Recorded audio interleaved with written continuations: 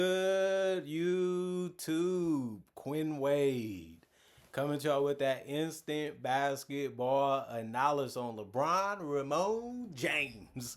The King has returned to the basketball court and they looked a little sloppy.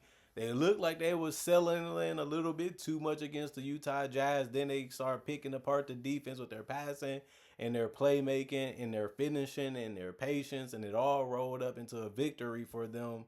And they needed it because they want to be one of the best teams in the West. They want to continue to win games as they should, and that's the whole purpose of playing to show that you the best.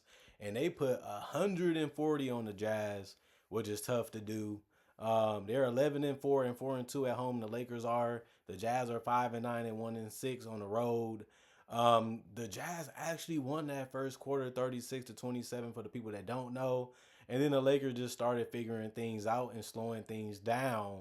In the second quarter, they ended up winning it 40-35. In the third quarter, it was a blowout at that point, and the game was basically over because the Lakers won it 37-22. They was really slicing up the Jazz defense, and the Jazz defense didn't really have that much rim protection. Remember, Walker Kessler is out for the rest of the season, and they really needed somebody to anchor that paint, rebound the ball, and protect the rim, and nobody was there to be able to do it. And then the Lakers won the fourth quarter 36-33. Lauri Markkanen for the Utah Jazz, 31 points, 12 of 21 from the field, 3 of 9 from 3, 4 of 4 from the free throw line, 5 rebounds, 2 assists, 1 turnover, 2 steals. 2 of the rebounds was offensive, 4 personal fouls, 32 minutes, a -6 and plus minus. He had that jump shot going in this game, whether it was from 3 or from mid range, and he's using that size and that height to his full advantage as he should. And he has been one of the better inconsistent players this entire season, regardless of teams. The team has been losing a lot of games, but Lauri Markkanen has been very good for this team. But I would give credit to this team. Every starter scored in double figures and points. Yusuf Nurkic, you forgot he was out there, but he had 10 points. He was 4 or 5 from the field. He missed his only 3. He was 2 or 2 from the free throw line, but he had a double double. He also had 2 steals. He had 6 turnovers and 6 assists.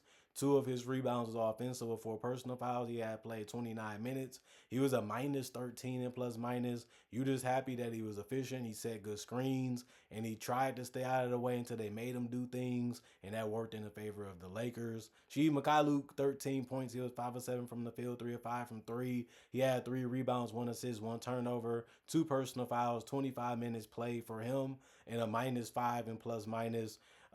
He was just there when they needed him. He was always open and moving without the basketball and trying to stay out the way, and he did. And he made shots that mattered until it didn't matter anymore because the game got over. And Keontae George was trying to make some shots. The offense got a little stagnant. He had to throw up some shots, and they was draining sometimes. He had 34 points, which was the most points on the Jazz. He was 13 of 23, took the most shots tonight on the Jazz. Also, he was 5 of 13 from 3. Some of them was tough, like I said before. He was just hoisting them at one point, but some he did make. He was 3 of 3 from the free throw line. He had 4 rebounds, 8 assists, 4 turnovers, 2 steals, 4 personal fouls, 35 minutes, and a -9 in plus minus. Ace Bailey was happy. He scored on LeBron, but he missed a lot of threes in this game, unless he would have had another great performance. But it wasn't bad. It was still a good performance from him as a rookie. He was efficient, 6 of 12 from the field, but he went 1 of 6 from 3, and he took no free throws. He only had 1 rebound, 1 assist, 1 turnover, 1 steal. If he wasn't scoring, he didn't really add much to this game, but it still was a good one for him. One of his only rebound was offensive. He had 3 personal fouls, 23 minutes played, and was a +6 and plus minus. Kevin Love played 14 minutes, didn't score a basket because he missed all the threes that he took. He went 0-2 from 3, 4 rebounds, 1 block, 2 personal fouls, a -8 and plus minus for him. Kyle Anderson got out there and had 5 points. He was 2 of 5 from the field, 1 of 2 from the free throw line, 3 rebounds, 5 assists, 2 steals. One of the rebounds was offensive, 2 personal fouls, 20 minutes. He was a +3 and plus minus. Cody Williams, 4 points, 2 of 5 from the field, 0 of 3 from the 3-point line, 1 steal, 1 block, 1 personal foul, 21 minutes, a -14 and plus minus for him. 3 for Bryce, 1 of 6 from the field. It was all 3-point attempts for him. and he only made one of them. 1 rebound, 3 assists, 1 turnover, and 2 steals. One of his only rebound was offensive. He also had 5 personal fouls in only 17 minutes. That was just showing you how bad his night was. Very, very frustrating for him.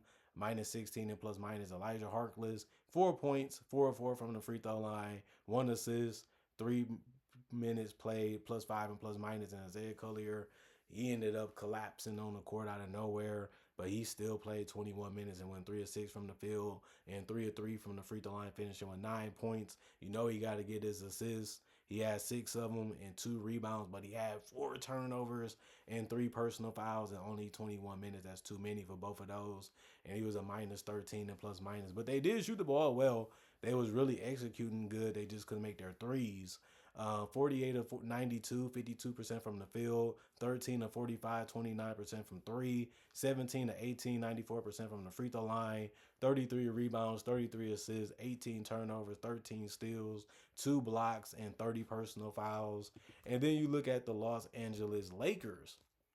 Only one guy didn't play, although he was healthy, and it was Jared Vanderbilt. Other than that, LeBron had double figures. He had 11 points. He went 4 of 7 from the field, 2 of 3 from the 3 point line, but he went 1 of 4 from the free throw line. He had 3 rebounds. He had 12 assists with only 1 turnover. That's really strong and really great. A double double for him. 1 steal. One of them was offensive. 30 minutes, a +1 and plus minus. He ended up playing his 23rd season now that he got active and got out there and played. Didn't look that bad out there. Rui had to take a sacrifice. He had 6 points, 3 of 8 from the field, 0 of 2 from three, 4 rebounds, 1 assist. 2 of the rebounds was offensive, 1 personal foul. 26 minutes, a +14 and plus minus for him. Is more weapons on the court now, more playmakers, more ball handlers. So he just not gonna get the same responsibility that he had before, and that's a good thing because now he just has to worry about defending, rebounding, and scoring when he needs to, like he did last year. DeAndre Ayton, 20 points, 10 of 13 from the field, 0 of 2 from the free throw line. He just did a good job of just being ready whenever he got the ball to try to score or get rid of the basketball if he couldn't score. He did have a double double with the 14 boards, 1 assist, 1 turnover, 1 steal, 1 block. 4 of his rebounds was offensive, 2 personal fouls. He played 30 minutes and was a +10 and plus minus. Every starter for the Lakers ended up being a positive and plus minus. Luka Doncic was just flat out crazy in this game. He has good swagger. 37 points, 11 to 22 from the field, 2 of 10 from three, 13 to 16 from the free throw line. A double double because he had 10 assists, but he had 5 rebounds, but he had 8 turnovers, and he still did make him pay a little bit with the 4 steals. And he also had 4 personal fouls, 34 minutes and plus minus. 34 minutes played and a +10 and plus minus. The problem with the Lakers was their defense was terrible to me in this game. Um, that's going to have to be something they're going to have to fix as they get used to this starting lineup, and hopefully they can stay healthy so we can see this team at their best. But they didn't defend that great penetration wise or just protecting the basket. That's something that they're going to have to fix because a lot of teams in the West are big. And if they can't stop the penetration and a team shoots better from three, they're going to get beat, by the better teams in the West. Austin Reeves, 26 points, 7 of 11 from the field, 1 of 4 from three. He was 11 to 12 from the free throw line. Man, he has been locked in this whole entire season. He's becoming a guy that's hard and mostly impossible to guard. And that's becoming another weapon for the Lakers that they should be happy to have, which they've seen and really been enjoying this year. And hopefully he can keep it up. 5 rebounds, 1 assist, 4 turnovers, 1 steal. One of the rebounds was offensive, 3 personal fouls, 33 minutes played, and he was a +10 and plus minus. Maxi Kleber played 3 minutes. He didn't do anything at all in those 3 minutes that he played. He was a -5 and plus minus. Jake LaRavia, 16 points, 6 of 10 from the field, 2 of 5 from three, 2 of 3 from the free throw line, 4 rebounds, 2 assists, 1 steal, 1 personal foul, a +12 and plus minus. He was getting to the basket. He was knocking down perimeter shots. He was making the extra pass whenever it was needed. Dalton Connect had no points. He only played 4 minutes. He was a -7 and plus minus. Adu I think is how you say his name. 2 points, 1 of 1 from the field. Two personal fouls. He was a plus -7 plus minus. He finished with 4 minutes. Jackson Hayes was just flying in that air because they kept leaving him open, but he only took 3 shots and made all of them. He had 8 points. He also went 2 or 3 from the free throw line with 3 boards, 1 steal. Two of his rebounds were offensive with a personal foul. 15 minutes, a plus 13 in plus minus. Marcus Smart, 5 points, 2 of 5 from the field, 1 of 4 from three. 3 rebounds, 1 assist, 1 of was offensive. 3 personal fouls, 17 minutes in the plus 11 and plus minus. Marcus Smart ended up having a lot of success in this game defensively, just didn't show up sometimes in the stats. Gabe Vincent went 2 or 3 from the field. It was all threes. He finished with 6 points and he had an assist, 3 personal fouls, 16 minutes in the plus 15 and plus minus. And Bronny James had a spot up three. They gave him some room and dared him to take it. He made it. That was the only shot that he made and took. He had 2 assists also with 3 turnovers to come with it. He had 1 personal foul all in 4 minutes, and he was a -7 and plus minus. 50 of 84, 60% from the field. They shot 11 of 32, 34% from three. 29 of 40, 73% from the free throw line. 41 rebounds, they out rebounded them. They also had 31 assists, that was less than the Jazz. 17 turnovers, that was less than the Jazz. They had 9 steals. The Jazz had more. 1 block, the Lakers had 1 less, and they did also have 21 personal fouls. While the Jazz committed 30, and like I said, the Lakers shot 40 free throws in this game and shot the ball better because, like I said, the Jazz had no rim protection, and the Lakers was actually moving the ball very well and taking high percentage shots for mostly the entire game. And I would say this was a very, very good win for them. And it was a good comeback for LeBron to show you that he's going out there trying to fit in and do what he normally does, but also show that he's one of the greatest passers we have ever seen in NBA history. And it's good to have him back. It's good for the brand. It's good for the game.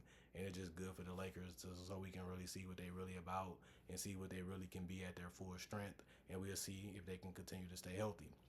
Other than that, comment, like, subscribe, share it, the notification bell to get the analysis when it first come out. I also do conversation videos just like this, but about different topics too. I also do breakdowns of real footage of legends, current legends, rookies, and also future stars. I also do my draft and draft coverage also. Not only that, I also try to tell you I got over 4,000 plus videos that I already made that's already out on my channel. You can watch all of them for free.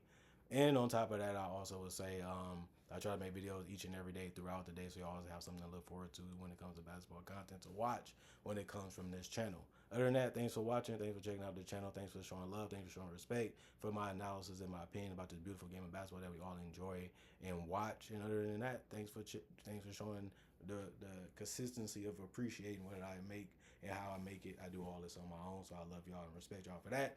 Other than that, peace. Y'all stay blessed up. I'm gone for now, and I'll see y'all later today with more analysis.